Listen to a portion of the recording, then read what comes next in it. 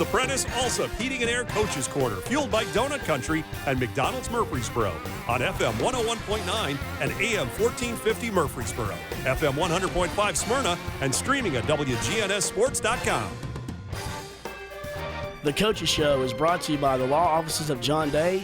They've helped thousands of people get the legal help they need when they've needed it the most. If you've been injured, call the law offices of John Day.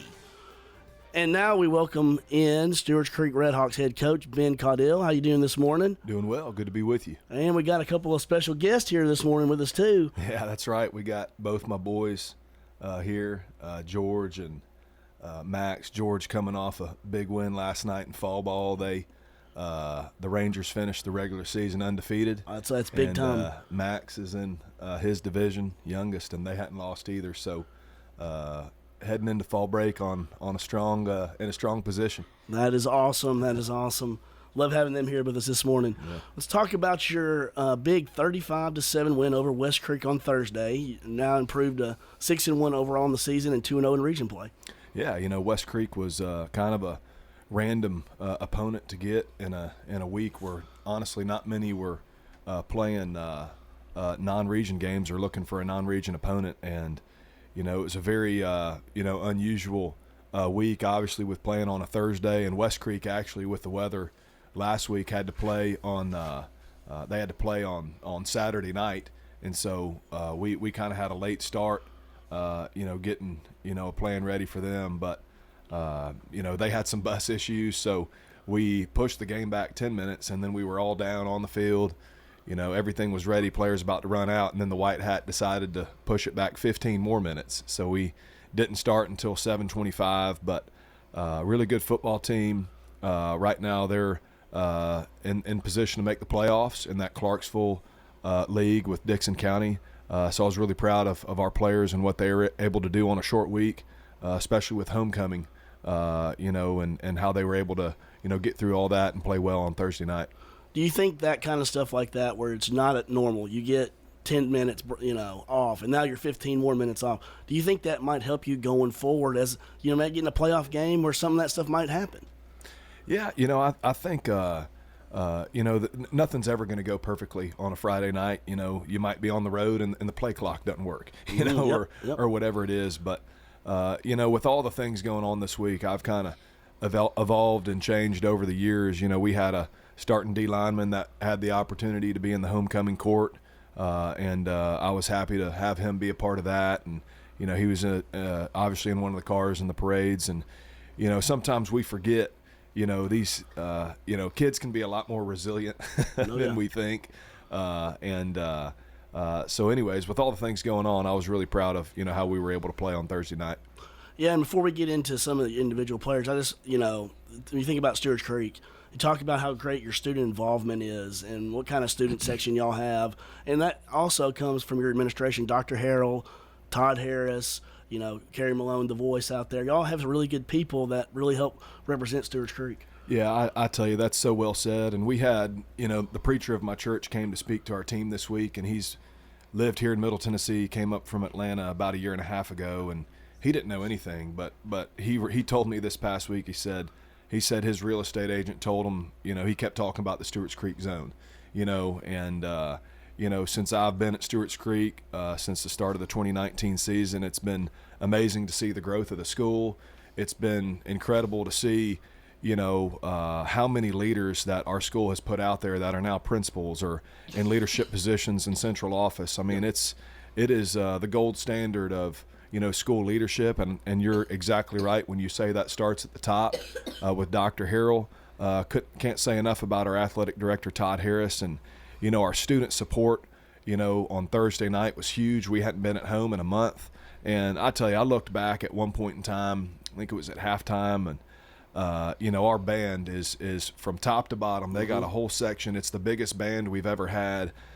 They are so imposing and ominous, and just have tremendous leadership as well. And so it was great to be at home, great homecoming night, and we were able to pull it out on the field as well. Yeah, and some of your performances, I got to see you live when you played Rockvale earlier this year, and your team's really impressive. Starting with Jerry Taylor, he was 7 of 13 for 119 yards. and a touchdown on Thursday night. Yeah, I was very encouraged by what Jerry was able to do on Friday night, and he's really evolved into the leader of our offense in a lot of ways as only a junior, and he really didn't have a whole lot of snaps last year until the last 3 games. He kind of tweaked his knee a little bit in the JV game last season, but I've been really proud of Jerry and everything he's been able to do this year, and he's a point guard in basketball, and I think that helps him in football and understanding the strengths of the guys around him and not trying to do too much, and very proud of what Jerry's been able to do so far this season. Yeah, and you got good complimentary running backs too. Jeremy Smith, 8 carries, 128 yards, and a touchdown, and also added 8 receiving yards. And then Caleb Floyd, 14 carries, 78 yards, and 3 touchdowns. And he also had 16 receiving yards. So, I mean, that's a really good balance. Yeah, I can't say enough about our running backs. Two seniors that were behind some talented players last year. And I think a lot of people probably assumed that with all the talent we lost, we had 2 Division I ball carriers last year. They might not have foreseen, what was coming this year, but those 2 guys are so unselfish. They root for each other. They'd be the first to point out, the strength of our offensive line, and I'm really proud of our offensive staff. Coach Hastings done a tremendous job with our offensive line, as he always does. Coach Eric Davis, played at Vanderbilt, was a star at Ezel Harding, played, an offseason, got picked up by the Patriots, and he's been a head coach, does a phenomenal job with our offensive skill kids.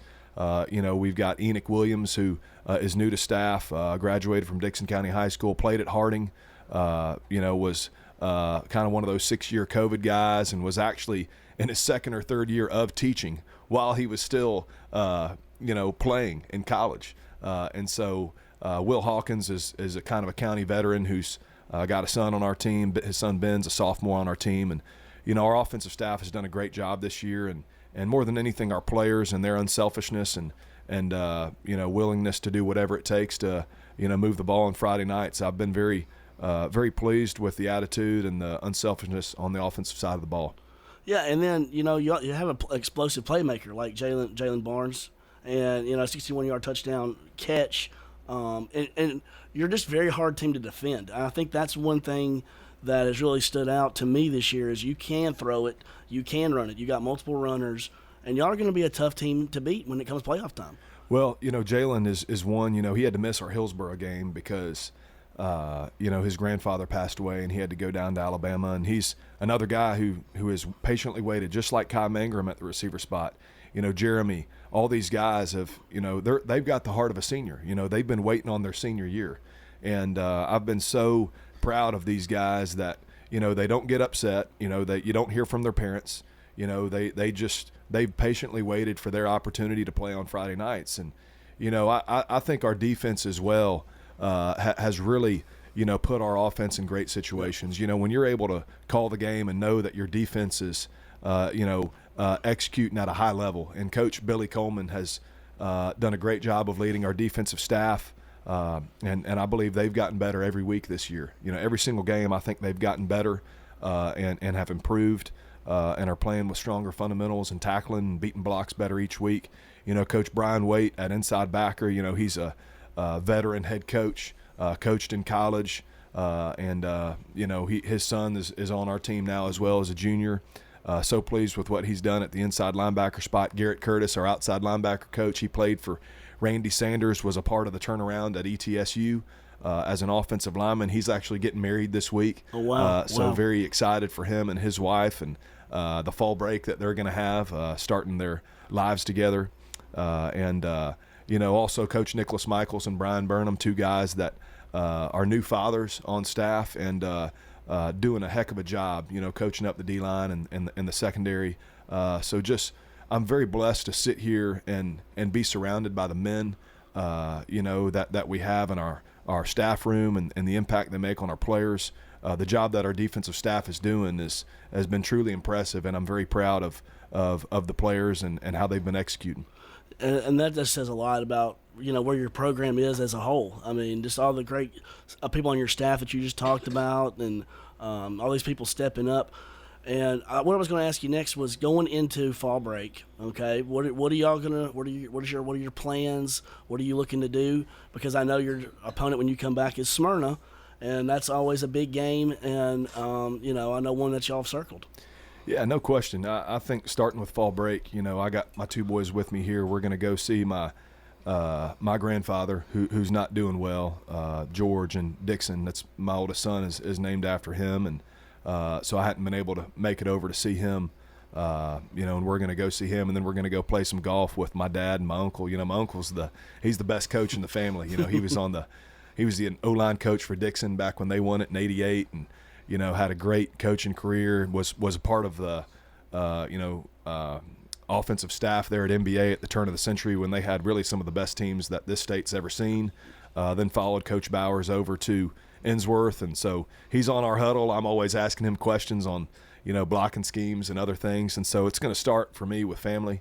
I've got a 9-week-old daughter at home, and so it's been a great fall for me. I'm so blessed and excited to spend some time with them. My wife's playing in her alumni game in college this coming weekend, so we're going to take the boys up to Lexington and see her play and be a part of the alumni experience and tailgate and all those things. And and then obviously we're excited to get back and like you said, have a very formidable and worthy opponent who's playing really good football right now. I think you look at the trajectory of their season. Riverdale's really only got one blemish against Beach, and I think that was a weather game. The weather didn't hit here that night, but it did in Sumner County. And I think Smyrna played Riverdale better than anybody has, this year, and certainly had their chances late in that game. And they're playing at a high level right now. Smyrna is, and coming off a really big win at East Nashville, which is a very tough place to play.